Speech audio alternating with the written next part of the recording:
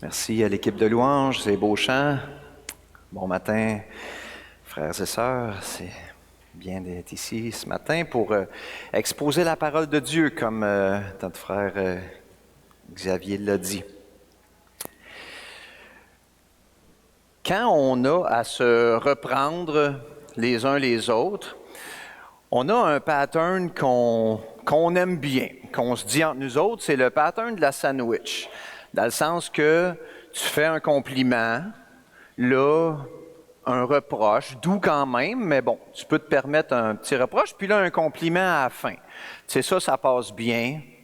Tu sais, on connaît ça. En tout cas, on se le dit. Des fois, on ne le fait pas parfaitement, mais c'est ça c'est ça qu'on aimerait se faire aussi quand on a un reproche à recevoir. Mais si quelqu'un ne respecte pas cette façon de faire-là, est-ce qu'on est réceptif quand même? Tu sais, est-ce que... Ça dépend, tu sais, des fois, ça dépend de la personne, ça dépend comment c'est fait. Bon, on a quand même nos caprices, tu sais, on se dit, ben, on verra. Mais si c'est Jésus qui ne respecte pas notre pattern qu'on aime bien, comment est-ce qu'on prend ça? Bon, ça pose question, hein? On a à regarder ça. Fait qu'aujourd'hui, on continue avec la série de messages sur les textes de l'Apocalypse, les lettres. Fait que ces 7 messages, là, on est rendu au numéro 5. Il y a 2 semaines, il y avait eu le numéro 6, ça avait été à Philadelphie, ça avait été annoncé que là, on reviendrait au numéro 5, la lettre à Sardes. Fait qu'on est là ce matin. C'est ce qu'on est rendu. Donc, ça fait partie là, d'un groupe. Là, il va en rester juste un après la lettre à Laodicée. Ça fait partie du livre de l'Apocalypse, qui est le dernier livre de la Bible, qui est parfois considéré comme un livre un peu mystérieux. Bon, c'est ça. C'est le mot Apocalypse, c'est un mot grec qui veut dire révélation. C'est d'ailleurs le premier mot du livre, c'est révélation de Jésus-Christ. Puis c'est une révélation là, de secrets célestes, qu'on pourrait dire en général, là, qui n'est pas accessible à nous. Mais ça concerne souvent le jugement des méchants, la délivrance des justes. Fait que le livre de l'Apocalypse, là, il parle surtout là, du futur, là, de la fin des temps, le jugement, la délivrance, tout ça. Mais aussi, il y a vraiment un item à garder en tête, puis on l'a chanté tantôt, là, il est digne, c'est que Dieu et le trône de l'agneau sont au centre du monde céleste. Puis le reste est autour. C'est vraiment eux qui sont dignes, qui sont glorieux. Puis Dieu puis Christ, ils ont la souveraineté, ils ont le droit, entre guillemets, là, d'agir comme juge puis comme sauveur. C'est eux les souverains, c'est eux les maîtres de la création. Ça, on voit ça dans le livre de l'Apocalypse, entre autres. Puis il y a aussi des prophéties. Des prophéties, ça, c'est des messages de Dieu qui nous invitent à la confiance puis à l'obéissance. Fait que Dieu, il s'adresse à nous dans l'Apocalypse.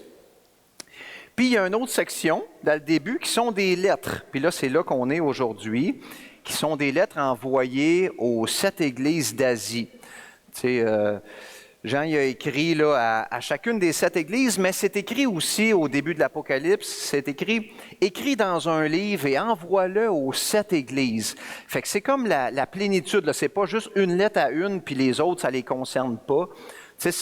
Toutes les 7 là, sont concernées parce qu'il dit envoie ça à tout le groupe. Fait que par extension, c'est à nous aussi. On croit que la parole de Dieu s'applique à nous, fait qu'on a à recevoir ce texte-là comme si Dieu nous l'écrivait à nous, puis à voir qu'est-ce qu'il nous dit dans ça. Donc, allons-y avec le texte. Fait que c'est dans Apocalypse 3, les versets 1 à 6. Les mots vont être à l'écran, là, c'est dans la traduction second 21. Écrit à l'ange de l'église de Sardes. Voici ce que dit celui qui a les 7 esprits de Dieu et les 7 étoiles. Je connais tes œuvres, tu as le renom d'être vivant, mais tu es mort. Sois vigilant et affermis le reste qui allait mourir, car je n'ai pas trouvé tes œuvres parfaites devant mon Dieu. Rappelle-toi donc comment tu as reçu et entendu la parole, garde-la et repens-toi. Si tu ne veilles pas, je viendrai comme un voleur et tu ne sauras point à quelle heure je viendrai te surprendre. Cependant, tu as à Sardes quelques hommes qui n'ont pas souillé leurs vêtements. Ils marcheront avec moi en vêtements blancs, parce qu'ils en sont dignes. Ainsi, le vainqueur se vêtira de vêtements blancs. Je n'effacerai pas son nom du livre de vie, et je confesserai son nom devant mon Père et devant ses anges. Que celui qui a des oreilles écoute ce que l'Esprit dit aux églises. On va prier. Oui, Seigneur, on veut vraiment te remercier pour ta parole, la parole qui est disponible pour nous, qui est accessible. Tu as voulu te révéler et je te prie vraiment d'ouvrir nos cœurs ce matin, de nous montrer ce que tu as à nous enseigner de toi, de ce que tu demandes, de ton plan glorieux. Je te prie de guider mes lèvres, de permettre que ce que je vais dire soit clair, soit le plus édifiant possible et que ce soit vraiment ton Saint-Esprit qui parle au cœur de chacune des personnes qui sont ici ce matin. Amen.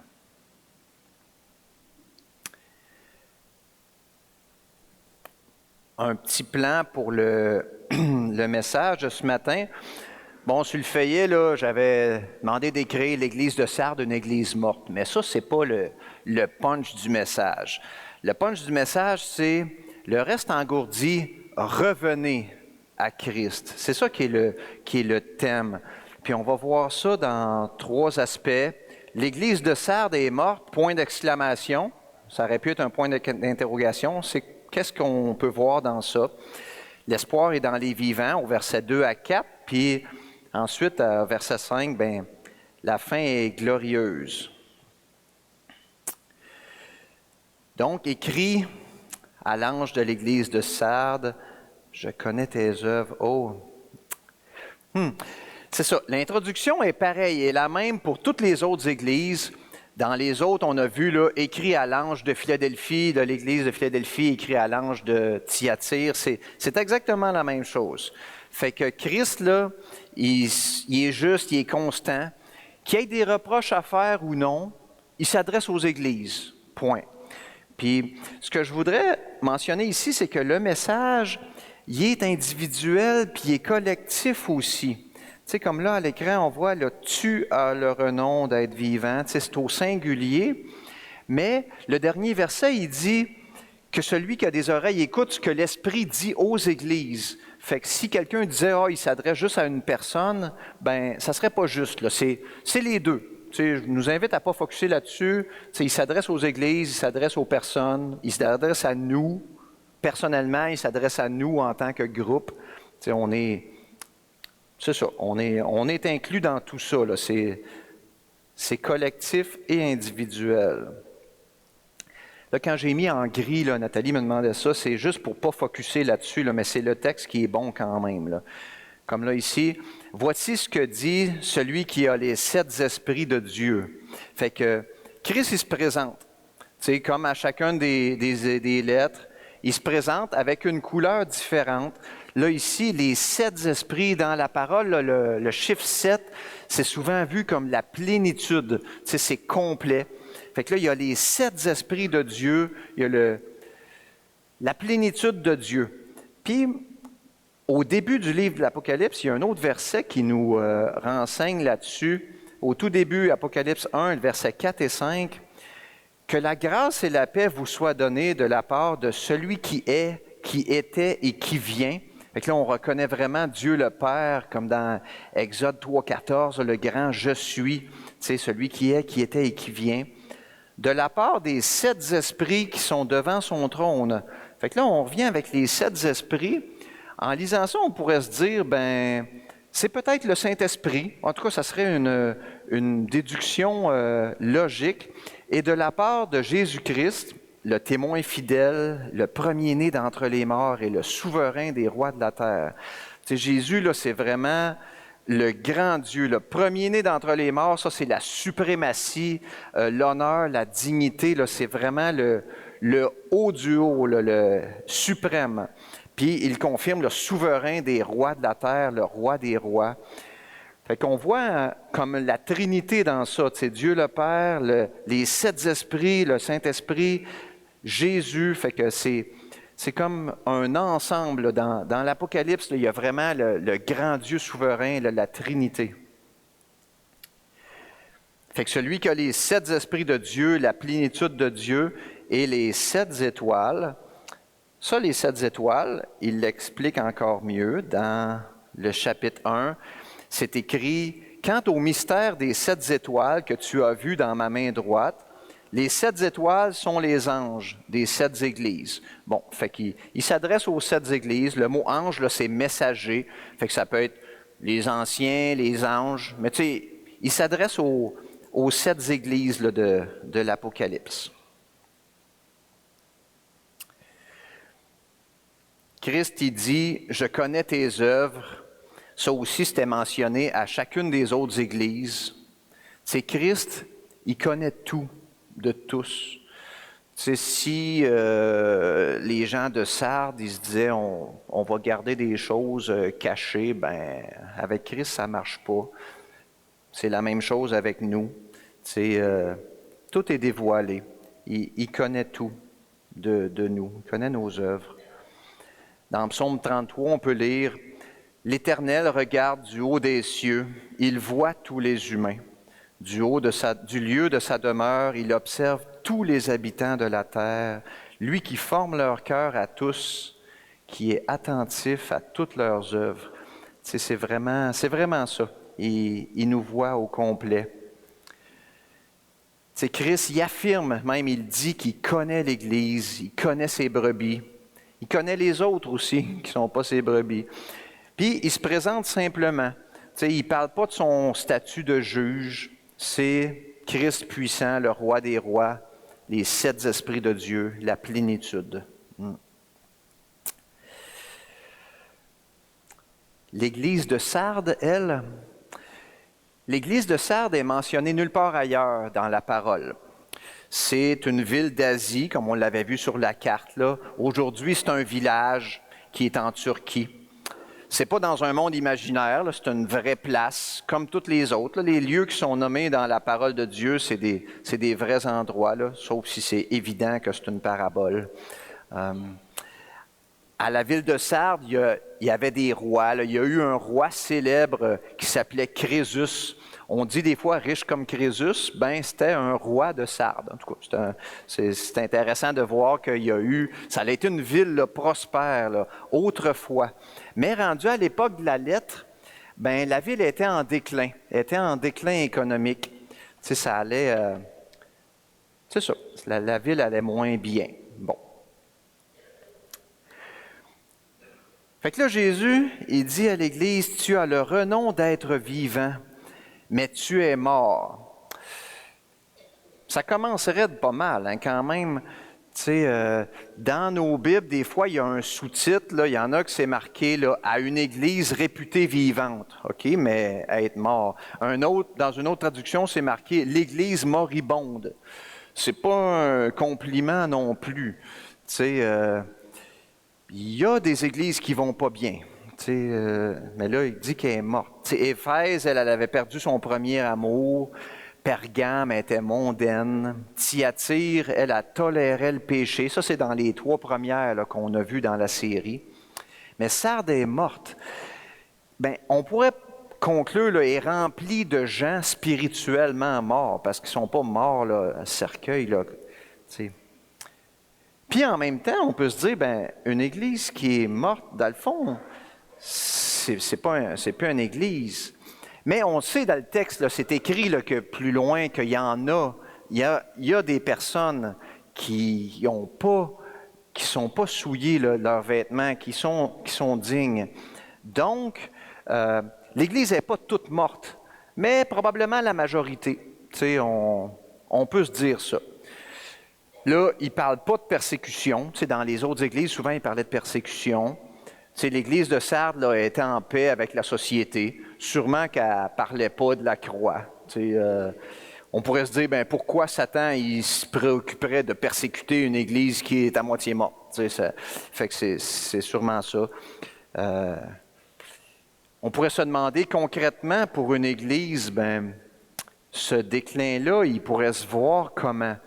Puis je lisais une liste faite par un homme de Dieu, là, un commentateur, il disait, peut-être que, puis ça pourrait s'appliquer à nous, là. Peut-être que l'Église était contente de ses succès passés. Puis là, elle se disait, ça va bien, elle était fière de ça, de ce qu'il y avait déjà eu. Fait que ça serait pas la grande vitalité. Peut-être aussi qu'elle se préoccupait des formes de liturgie. On a vu ça dans le cours La mission de l'Église. Les formes, c'est les façons de faire. Mettons, comment on célèbre la scène, ou comment on fait les baptêmes, ou comment on fait la louange, comment qu'on fait les affaires. De se préoccuper de ça, plutôt que de se préoccuper de la santé spirituelle des personnes. Bon, peut-être qu'il se passait ça à Sardes. Je ne sais pas. Peut-être aussi qu'il se préoccupait de guérir les maux de la société, la pauvreté, l'itinérance, mais qui ne se préoccupait pas de transformer les cœurs par la puissance de l'Évangile, que les cœurs soient transformés. Ça, c'est notre préoccupation. On souhaite que ce soit notre préoccupation. Si ça ne l'était pas, ça serait moins vivant. Peut-être qu'il se souciait plus de ce que les hommes pensent que de ce que Dieu dit. Peut-être. Peut-être aussi qu'il avait cessé d'être convaincu de ce que la Bible dit, c'est vraiment la parole, que ça vient de Dieu. C'est toutes des choses qui pourraient s'appliquer à nous aussi. Dans le Nouveau Testament, la mort spirituelle, c'est relié au péché. Dans Éphésiens 2, on lit « Pour vous, vous étiez morts par vos fautes et par vos péchés, dans lesquels vous marchiez autrefois selon le cours de ce monde, selon le prince de la puissance de l'air. Cet esprit qui agit maintenant dans les fils de la rébellion, nous tous aussi, nous étions de ce nombre. » Nous autres ici, vous étiez morts par vos fautes, par vos péchés. Est-ce que ça se pourrait qu'il y en ait parmi nous? Des visiteurs, peut-être, je ne sais pas. Peut-être même des gens réguliers qui viennent régulièrement. Peut-être. Peut-être même des baptisés, c'est pas impossible. Puis peut-être même des membres officiels de l'Assemblée. On ne voit pas les cœurs. Mais Dieu, lui, oui, il voit les cœurs. Puis, comme on le voit dans le texte aux Éphésiens qui est à l'écran, avant d'être vivants, on était tous morts. C'est marqué, nous étions de leur nombre. Quand Paul écrit ça, lui et son groupe, il dit, on était morts, nous autres aussi. Donc, il y a de l'espoir. S'il y en a qui sont morts, l'objectif, c'est de vous interpeller, puis d'appeler à la repentance. Dans Marc 1,15, Jésus il disait, « Le temps est accompli, le royaume de Dieu est proche. Repentez-vous et croyez à la bonne nouvelle. » Paul y écrit dans 2 Corinthiens, « Nous vous en supplions au nom de Christ, soyez réconciliés avec Dieu. » C'est quoi ça? C'est l'Évangile, dans le fond. L'Évangile, c'est la bonne nouvelle. C'est la traduction du mot Évangile en grec, c'est bonne nouvelle. C'est quoi ça, la bonne nouvelle? Dieu, le Créateur tout-puissant, lui, il est parfait, il est bon, il est beau. On a chanté là, dans un des premiers chants, « Ébloui devant ta majesté ». Je souhaite vraiment qu'on soit émerveillé devant la beauté de Dieu, quand on considère là, toute sa grandeur, sa splendeur. Ça, c'est Dieu, le premier thème de l'Évangile. Les humains, eux autres, c'est nous, on est pécheurs, indépendants, plusieurs, sinon l'ensemble de nous. On vit notre vie comme si Dieu n'existait pas, dans le sens que les humains sont coupables. Coupables de ne pas honorer Dieu, de ne pas suivre ce qu'il dit, de vivre notre vie comme s'il n'existait pas. Puis à ce niveau-là, on mérite une punition. Puis la punition, ben, c'est la mort éternelle. Les humains méritent une punition. Ça fait défaut dans la société québécoise en général, ou dans n'importe quelle société, là, surtout quand on est plutôt riche. Comment ça on mérite une punition? C'est quoi cette affaire-là? Ben oui, on n'honore pas Dieu. On mérite une punition.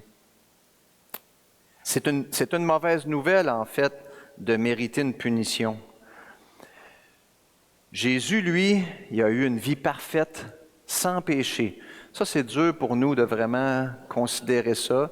Mais Jésus, il était le Fils de Dieu, mais quand il est venu 100% homme, une vie, toute sa vie sans péché, lui, il ne méritait pas de punition. Il ne méritait pas de mourir. Il n'a pas déshonoré le Père d'aucune façon. Mais il est mort sur la croix, puis il est ressuscité pour montrer, pour proclamer sa victoire sur la mort. Il a été vainqueur. Puis quand Jésus il a fait ça, il a dit « tout est accompli ». Il était en train de payer pour les humains qui méritent une punition. Lui, il ne méritait pas de punition. Puis la dernière étape de l'Évangile, c'est la foi. Qu'est-ce qu'on répond? C'est quoi la réponse des gens? Repentez-vous et croyez à la bonne nouvelle. Bien, la repentance, c'est de reconnaître tout ça, de reconnaître qu'on n'est pas digne, de reconnaître qu'on vit notre vie comme si Dieu n'existait pas, mais de s'en détourner, de dire non, je me repens, je me détourne de cette vie-là, puis là, de reconnaître que Jésus est le Maître. C'est vraiment l'invitation, soyez réconciliés avec Dieu. Les morts, c'est pas revenez à Christ, c'est venez à Christ par l'Évangile. Fait que c'est le premier point du message. Il n'y a pas de c'est les morts, venez à Christ. L'église de Sardes, il y avait plusieurs personnes qui étaient spirituellement mortes dedans. On continue avec le deuxième point. L'espoir est dans les vivants. Bon. Verset 2. Sois vigilant et affermis le reste qui allait mourir. Donc, le reste, ça, c'est un mot qui est utilisé souvent dans l'Ancien Testament pour le peuple de Dieu. Tu sais, souvent, le peuple, il était rebelle, il ne suivait pas Dieu, mais il y avait un reste qui suivait eux autres. Fait que le reste, c'est un petit groupe, un restant qui honore Dieu. On pourrait dire ça comme ça là, de façon globale. Là, affermis le reste qui allait mourir. Moi, quand je lis ça, je me dis, oh, le reste qui allait mourir, il me semble que c'est problématique. Est-ce que c'est la perte du salut? Peut-être, on ne sait pas trop, tu sais, les vivants qui meurent, qui sont en train de mourir spirituellement, mais c'est quoi? Pourtant, il y a plusieurs autres versets qui nous parlent de l'assurance du salut, que quand on est sauvé, Christ nous garde. Tu sais, dans Jean 10, Jésus dit « À mes brebis, je donne la vie éternelle, elles ne périront jamais, et personne ne les arrachera de ma main. Mon Père qui me les a donnés est plus grand que tous, et personne ne peut les arracher de la main du Père. Moi et le Père, nous sommes un. » Et c'est un passage qui est vraiment puissant là, sur, c'est pas nous, là, si on gaffe, si on l'échappe, ben là, on est dans le trouble. Christ, il nous garde dans sa main. Personne ne les arrachera de ma main, pas même nous-mêmes. Dans Romains 8, Paul y écrit « Je suis persuadé que... » Ça, c'est un passage après la prédication de la semaine passée. C'était dans 8, là, 17 à 31, me semble. Là, c'est quelques versets plus loin. « Je suis persuadé que ni la mort, ni la vie, ni les anges, ni les dominations, ni le présent, ni l'avenir, ni les puissances, c'est beaucoup d'affaires, ni les êtres d'en haut, ni ceux d'en bas, ni aucune créature, rien ne pourra nous séparer de l'amour de Dieu en Christ Jésus notre Seigneur. » C'est vraiment notre assurance.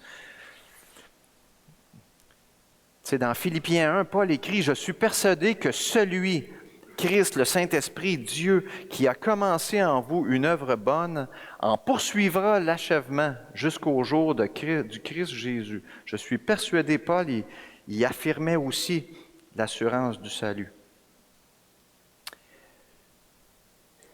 Fait que là, ça serait quoi l'explication? Il y a un malaise. En tout cas, moi, j'avais un malaise quand j'ai lu ça. Puis là, j'ai fait des recherches, puis j'ai trouvé quelque chose d'intéressant.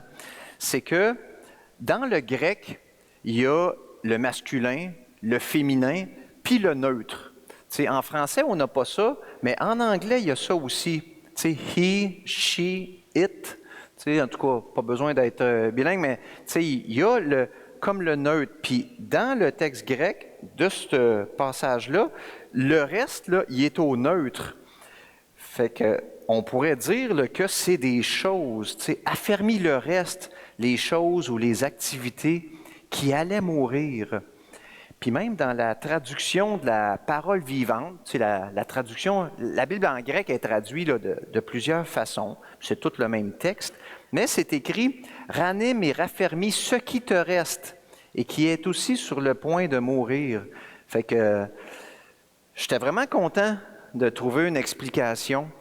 Dans le fond, quand il y a des passages qu'on trouve interpellants, il faut rester humble, il faut être patient, il faut reconnaître notre faiblesse aussi, puis de voir que il y a peut-être un bout là, qu'on n'a pas compris, mais qui est vraiment la vérité quand même c'est pas quand même, c'est la vérité de la parole de Dieu.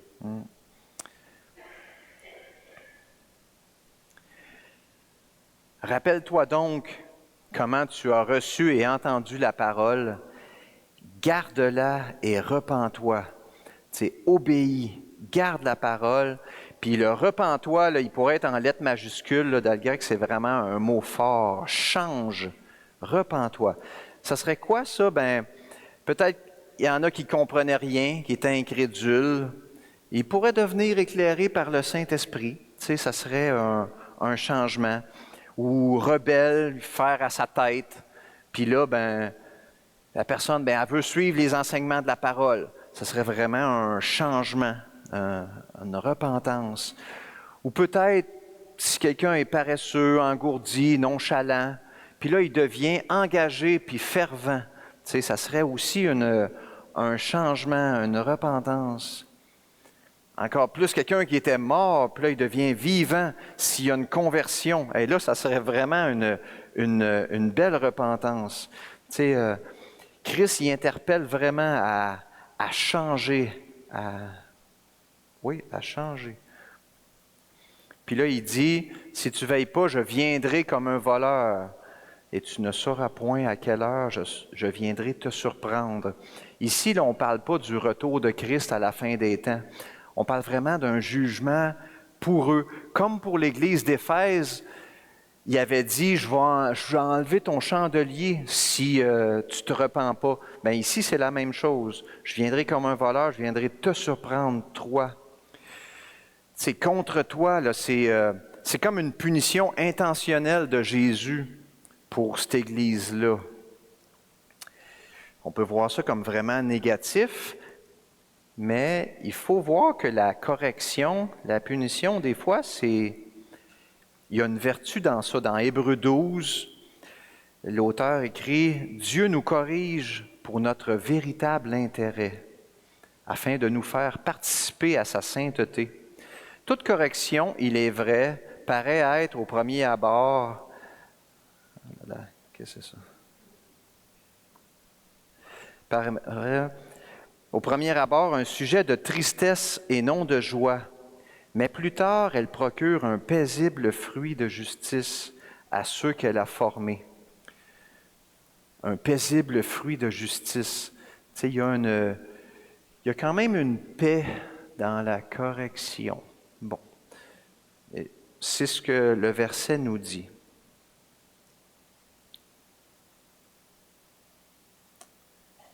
Qu'est-ce que... Si on continue, cependant, tu as à Sardes quelques hommes qui n'ont pas souillé leurs vêtements.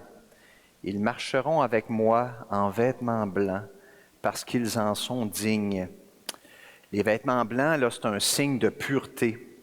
C'était parfois porté dans les fêtes, là, dans ce temps-là. Comme aujourd'hui, mettons, on pourrait dire la robe de la mariée est blanche. Bien, c'est un signe de pureté. Christ, lui, il a été en vêtements blancs, entre autres lors de la transfiguration. Tu sais, dans Matthieu 17, 2, Christ il était resplendissant, puis c'est clair qu'au ciel aussi, là, il est resplendissant de vêtements blancs. Souiller leurs vêtements, tu sais, il y en a qui ne l'ont pas souillé, mais souiller, ça serait d'être dans l'idolâtrie. Fait que ceux qui ne sont pas souillés, ils se sont gardés de l'idolâtrie. Tu sais, être souillé aussi, c'est les compromis avec le monde. Fait que là, ce qu'on voit, c'est qu'il existe un reste, mais il y a de l'air minoritaire, puis il n'est pas assez nombreux pour changer l'image globale de l'Assemblée. Christ, il s'adresse au reste qui est vivant. Christ, il s'adresse aux vivants. Il dit, sois vigilant. Tu sais, rejette l'indifférence. Il dit, affermis. S'affermer, fortifier, faites tous vos efforts pour être solide, pour être fort. Rappelle-toi comment tu as reçu. De se rappeler, si on est vivant, mais rappelons-nous comment on était mort, comment la parole nous a interpellés. Garde-la, la parole. C'est quoi? La lire, lui obéir, de s'en nourrir. Repens-toi, on en a parlé, de se repentir des péchés, de confesser, de s'en détourner. Puis ça, c'est pas juste à la conversion, c'est dans la vie chrétienne aussi. Puis il ne faut vraiment pas oublier que Dieu fait grâce. C'est Dieu pardonne.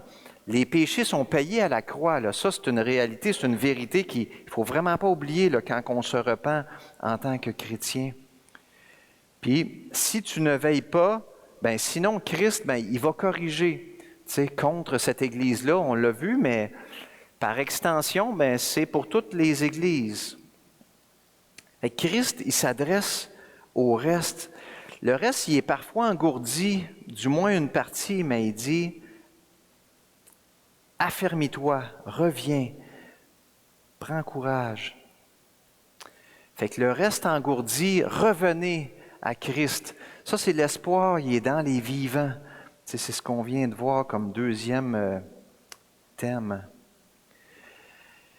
Et le troisième, la fin sera glorieuse.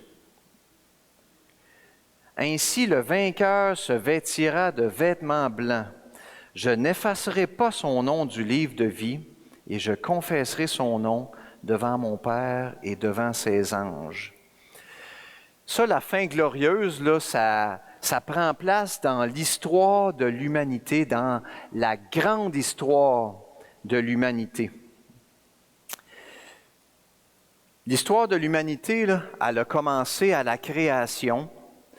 Dieu, il a fait le monde parfait, aucun mal, le jardin d'Éden, là, tout était merveilleux, parfait, aucun mal, au début de l'histoire de l'humanité.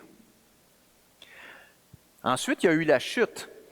Adam et Ève, ils se sont rebellés, la rébellion de l'homme, puis nous, tous les êtres humains par après, à la suite d'Adam et Ève. Ça l'a amené de la souffrance, puis ça l'a surtout amené que l'humanité est éloignée de Dieu depuis ce temps-là. Ça, c'est une longue période. Mais tout ce temps-là, Dieu avait un plan pour la troisième étape, l'étape de la rédemption. Tu sais, le plan de Dieu, là, il a commencé dès la chute. Il a dit, il y a une solution qui s'en vient. Puis la solution, là, à travers l'Ancien Testament, à plein d'endroits, ça pointe vers Jésus. Ça pointe vers sa mort, sa résurrection. Puis là, il y a eu la nouvelle alliance avec la rédemption en Jésus, l'Évangile. Christ a payé à la croix pour les péchés de ceux qui croient. C'est l'Évangile qu'on a présenté tantôt, la nouvelle alliance. C'est la troisième étape, la rédemption. Puis la quatrième étape, le but ultime, c'est la restauration, la glorification. Il va y avoir une nouvelle création, les nouveaux cieux, la nouvelle terre.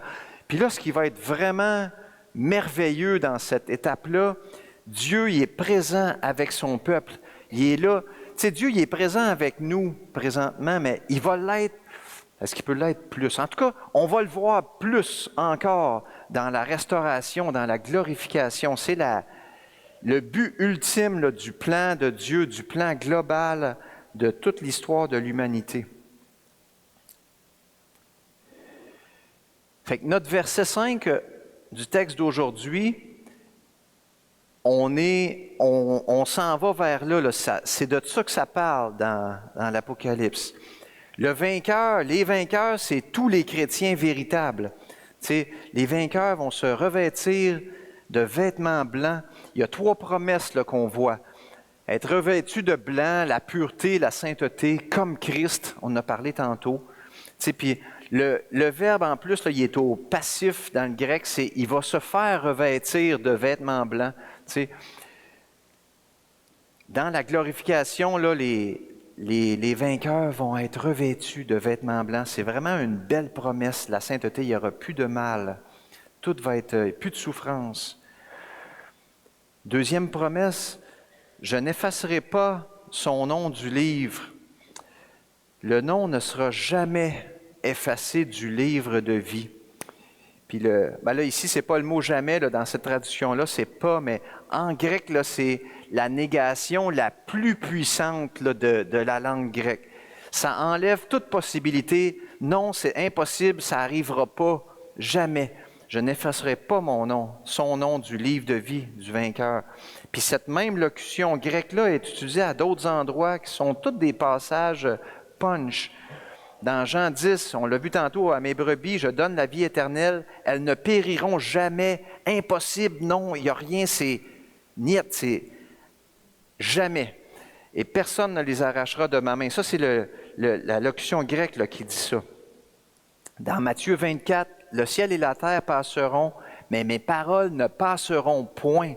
Même chose, impossible que les paroles de Christ passent. C'est ce que ce texte-là nous dit. Dans Jean 11, juste avant que Jésus ressuscite Lazare, il était allé au chevet, là, Jésus dit à Marthe, « Moi, je suis la résurrection et la vie. Celui qui croit en moi vivra, quand même il serait mort.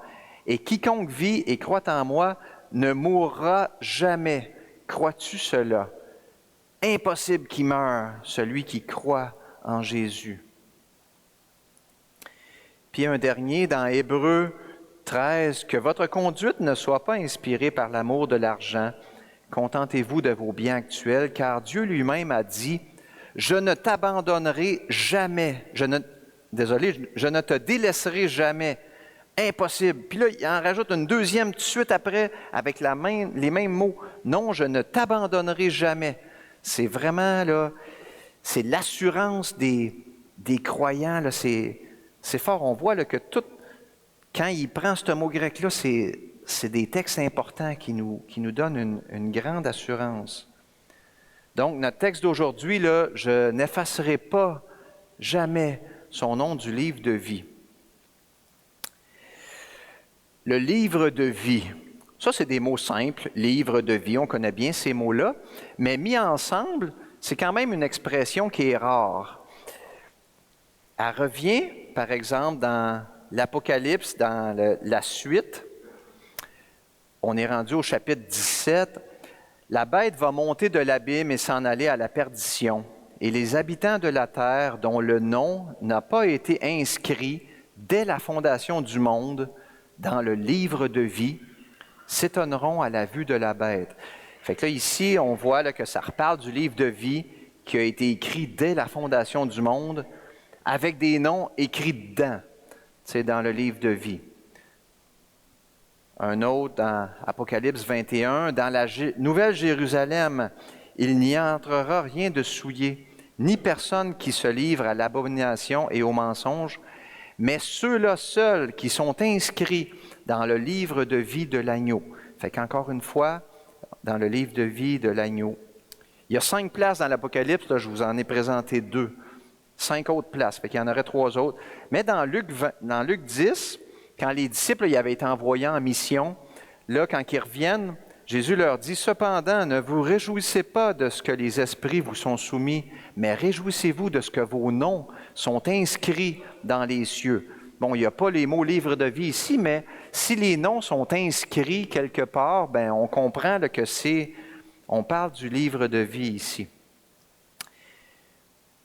Puis Paul, dans Philippiens 4, il écrit « Évodie et Syntyche ont combattu côte à côte avec moi pour l'Évangile, avec Clément et mes autres compagnons d'œuvre, dont les noms sont dans le livre de vie. » Fait que là, c'est Paul qui écrit, fait que lui aussi, il est au courant qu'il y a un livre de vie qui est là. Fait que c'est...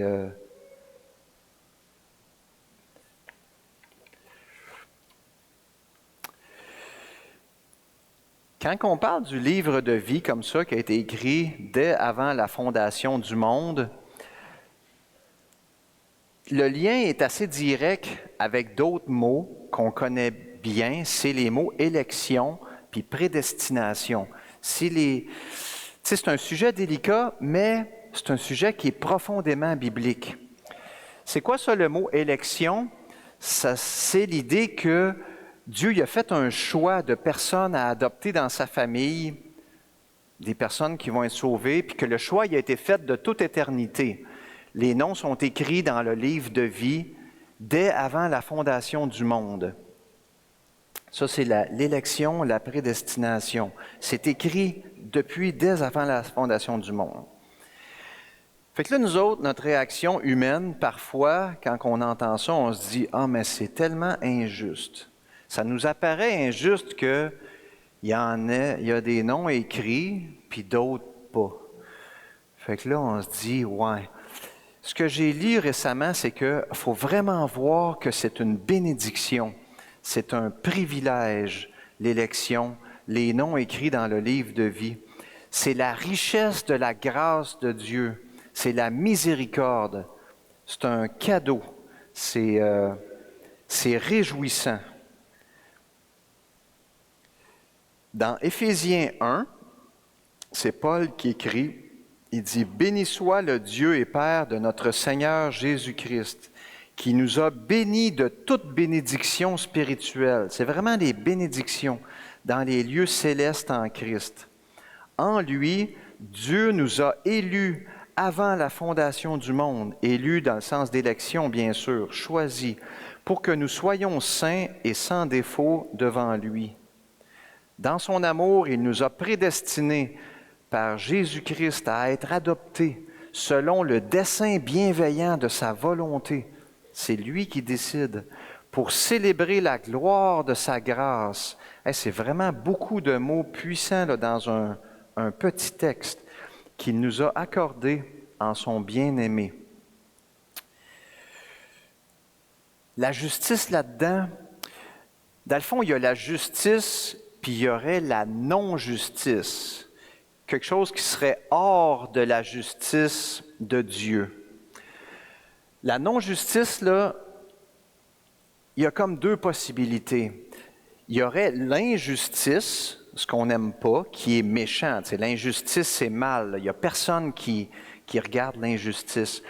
Mais un autre aspect qui n'est pas dans la justice de Dieu, c'est la miséricorde de Dieu. La miséricorde de la bonté divine.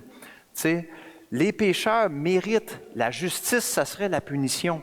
Mais la non-justice, la miséricorde de Dieu, ben, c'est la bonté. C'est ça qu'on voit là à l'écran, les bénédictions de Christ. Donc, les élus, ils reçoivent la miséricorde et la compassion.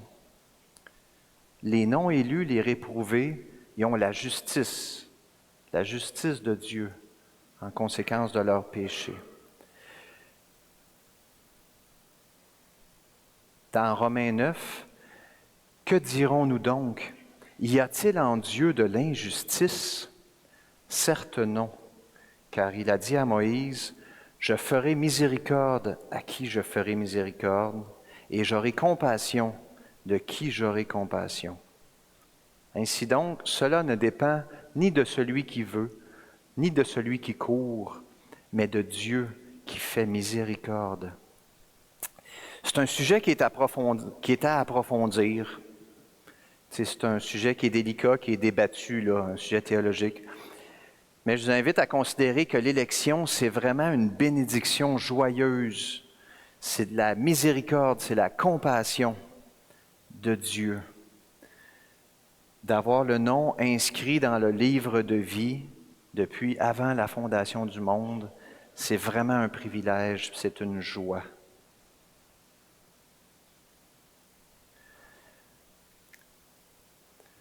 La troisième promesse, c'est « Je confesserai son nom devant mon Père ». Tu sais, le mot « confesser », là, c'est fort, là, c'est comme devant la cour. Fait que Christ, il s'engage, il dit « Tous les vainqueurs, je vais les confesser devant le Père, en plus d'avoir revêtu de vêtements blancs, puis de ne pas avoir leur nom jamais, d'aucune façon effacé du livre de vie. » La fin est glorieuse, la fin elle va être glorieuse. Tu sais, le vainqueur vaincra jusqu'à la fin. Il va être revêtu de vêtements blancs, son nom ne sera jamais effacé du livre. Jésus le reconnaîtra devant le Père. Le reste engourdi, revenez à Christ pour la fin glorieuse. Tu sais, c'est vraiment le fondement de notre confiance en l'avenir. Ça devrait nous motiver, nous stimuler, nous réjouir, nous rendre joyeux tous les jours. Puis il y a le dernier verset, que celui qui a des oreilles écoute ce que l'Esprit dit aux églises. C'est la même finale exactement pour chacune des 7 églises. Pour chacun, chaque encouragement, dans le fond, qui est donné, il s'appliquerait aussi aux autres. Chaque reproche, il devrait être considéré par les autres aussi. Certains, ils vont comprendre le message. Le reste, en tout cas, les vivants, ils comprennent le message que Christ y donne. Ça se peut qu'il y en ait d'autres qui ne comprennent pas. Les morts, ceux qui sont spirituellement engourdis, ils pourraient ne pas comprendre le message. C'est un peu ce qui est écrit là. On peut espérer que ceux qui vont être touchés, ils vont réagir vraiment en retournant à Christ. Revenez à Christ. L'Église de Sardes était spirituellement morte en majorité, mais l'espoir, il est dans les vivants, dans tous ceux qui sont en Christ. Et la fin va être glorieuse. C'est vraiment l'espérance, l'espoir de chacun de nous. Je ne sais pas si vous êtes curieux, on pourrait se demander qu'est-ce qui est arrivé à Sardes après ça. Ils ont reçu cette lettre-là, ils se sont fait dire qu'il avait le renom d'être vivant, mais il était mort. L'histoire de l'Église, elle nous parle d'un pasteur de l'Église de Sardes qui s'appelait Méliton. Je n'avais jamais entendu parler avant de préparer cette prédication-là. Il a vécu comme 80 ans là, après la rédaction là, de cette lettre-là. Puis il a écrit un commentaire biblique qu'on peut encore avoir. Donc, on pourrait penser qu'il y a eu un certain réveil à l'Église de Sardes parce qu'elle n'est pas morte complètement, là, elle a continué d'exister.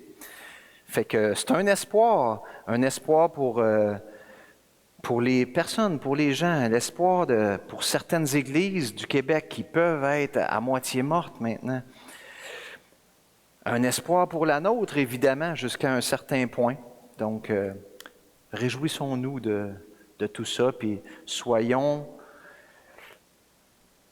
contents, ayons hâte de la fin glorieuse, puis revenons à Christ en quoi que ce soit que ça serait approprié de le faire. Prions.